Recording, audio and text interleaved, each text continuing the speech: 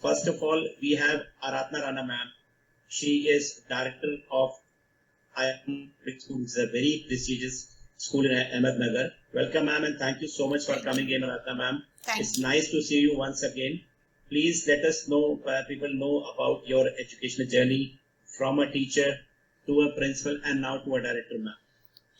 It's a wonderful work you have done. Thank you, Mr. Chandok. Good evening to all of you, and a pleasure being with all of you. My journey started in Delhi. I belong to Delhi though, and I studied in Delhi from Lady Irwin. And once I passed out of college, I did my master's from there, got married to an army officer. So life really took a turn because I wanted to, actually I only saw my life as US based and being a professor and in the academic field. But being married to an army officer, we moved from place to place, didn't get all these opportunities of teaching in universities as such. And so this is how my school teaching career started. So from place to place, I taught in whatever I got. So I've taught from nursery to class 12, anything, and then I've taught in colleges also. And once my husband retired, then we settled down here. Ahmednagar is the center for Ahmedco. So once we settled down here, we thought of starting a school. And this is how the Icon Public School was born. And now it is 18 years old. It's a senior secondary school. And both of us are running it together. It's been a very, very satisfying journey. And I have no regrets that, life did not take shape as I dreamt it to be. But whatever did happen, happened for the best. And, army is a life that teaches you a lot.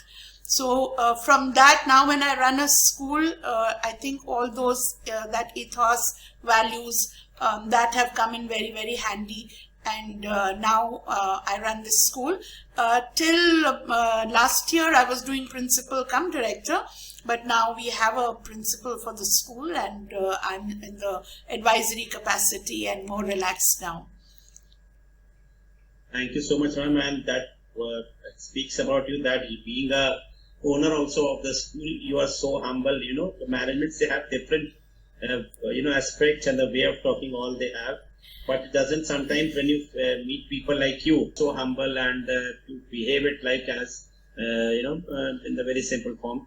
Thank you so much, ma'am. Thank you so much for coming, and because thank you. That legacy is inside you, because you had been in army background, you had been, so that legacy, that mental level you always had in your mind, that you are always down to the earth. Thank you so much, ma'am. Thank you, Mr. Chandok. Actually, it comes more from having gone through that rung of teaching every possible class.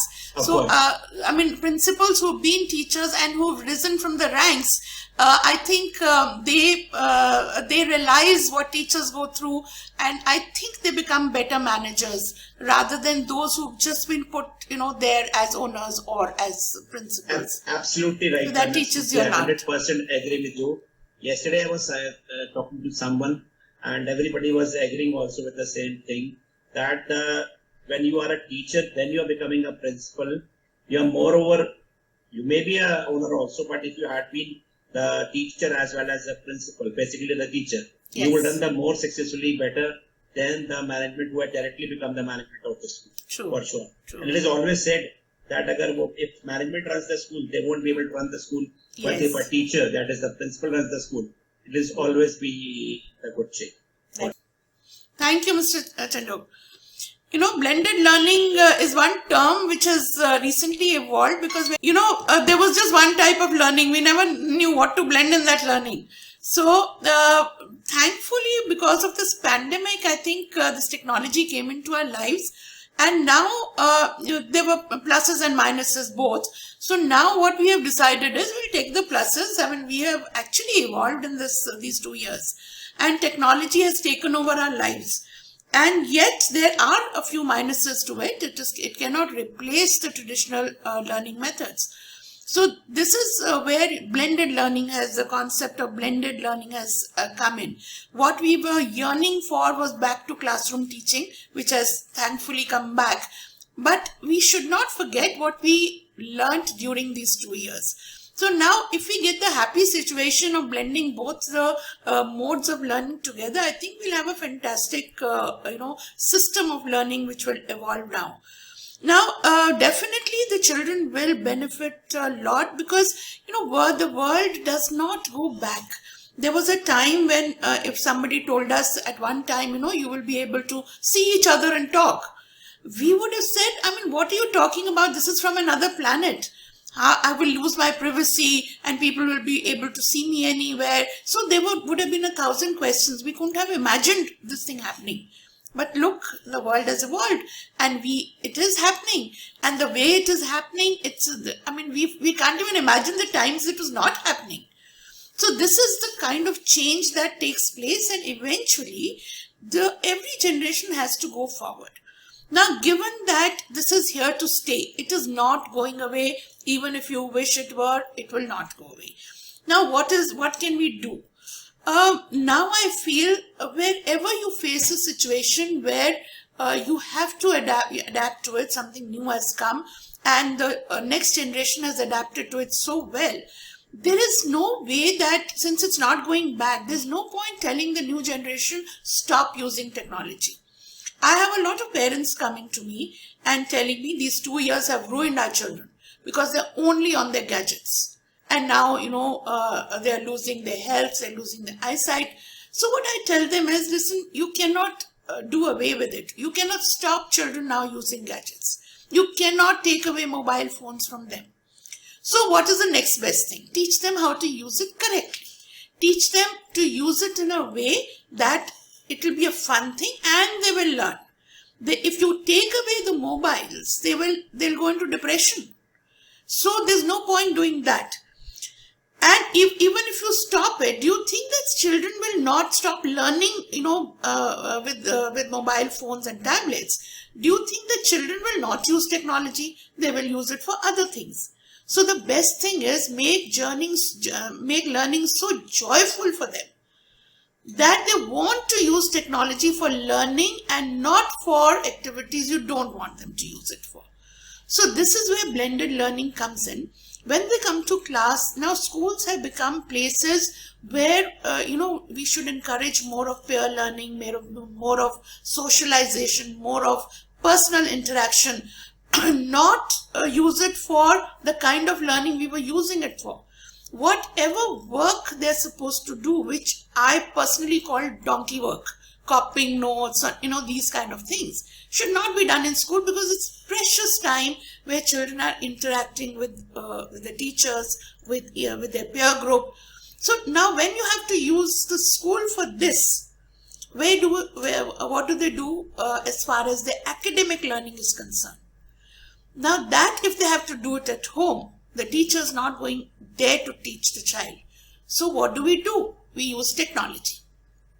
So the teaching goes into their homes also, and you evolve methods where they make learning so joyful that they want to come up with innovative ideas. And this is where flip learning comes in.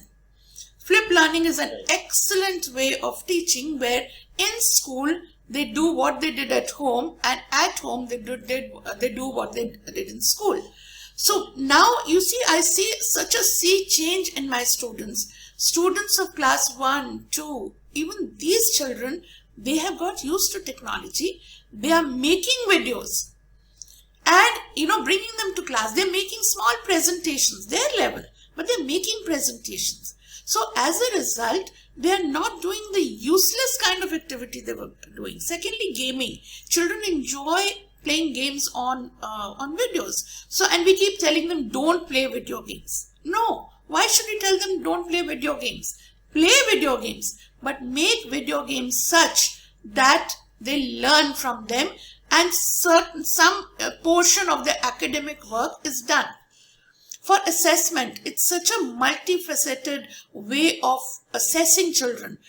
What did we do initially? We pen and paper test. If a poor child can't memorize, he got a 0. He was termed as one duffer. But no, today we assess them, or assess the children, how much they have absorbed the concept. If he has absorbed the concept, the rest you can find on Google. You have calculators. You give commands, whatever technology can do. Children should not be taught to do. Even skills like writing. We've all forgotten writing. But we can type. I learnt computer typing. Now I'm good at computer typing. It's another skill I've learned. Why should I lament the fact that I've forgotten how to write? It's not required. Now speech to text. If a child does not write, normally in classes what do we say? Bachcha likhta nahi hai. Likhta nahi hai means he doesn't understand anything. No. If a child doesn't have the writing skill, it's okay. He'll do speech to text tomorrow. But does he have the thinking skill? Does he have logical reasoning? So these kind of skills we can assess with technology. And that is where blended learning is a superb method of learning in students and teaching for teachers. So, you know, how much we use technology in terms of, like Harshpal said, whether it's ready-made technology, which I don't believe in. I agree with what he said. There has to be innovation from teachers. Teachers have to grow. Teachers have to become much, much smarter. Now, wherever people are giving us things on a platter and saying it will make your work easier, you know, you give them this assessment methods, everything. I never like to take them because this is what kills a teacher's creativity. But use technology or give us technology where teachers can innovate, teachers can create, and they become better. So this kind of blended learning is superbly good for children, and they will, you know, become much smarter adults than we were. I remember, you know, we never questioned because it was given to us books. We read the books, whatever was given, we knew we had to pass the exams. So we learned that much, and our brilliance only showed in our memory. And there's so many things which when I look back, I wonder why didn't I question? These days, children are questioning because Google is there to, ignite their imagination. When they do research, when they do projects, if you give them A to find out, they find out the peripheral B, C, D, everything, and then they come and question that I read this. Now, when they are questioning, teachers are on their toes because they have to answer their questions. So teachers have started reading and researching. So it's such a wonderful thing that has happened, during this time. Ma'am, and now the technology which has come into being, they are not giving ready-made things. Actually, they are providing, sort of help to the teachers that they can use that and they can convert it according to themselves and they can provide it to the students, because even if they will give the ready-made things to the students, so again the same thing what you were saying, that what's the use of going to the school if everything is being provided? Yes, so exactly what you were saying. Till now. We'll come into the next round, and Aradhana ma'am. Aradhana ma'am, we'd like to know your views on the saying that safety of children is the priority of the school. Thank you. Safety has to be the priority, but it should not lead to a level where it becomes a paranoia, for the parents or for everybody else, which I think today it is becoming. What we have to teach children is to deal with security. I mean, internet security especially is becoming a huge issue. We cannot actually do anything about it to a great extent. When a child, if you notice, you just open Google and you just type why.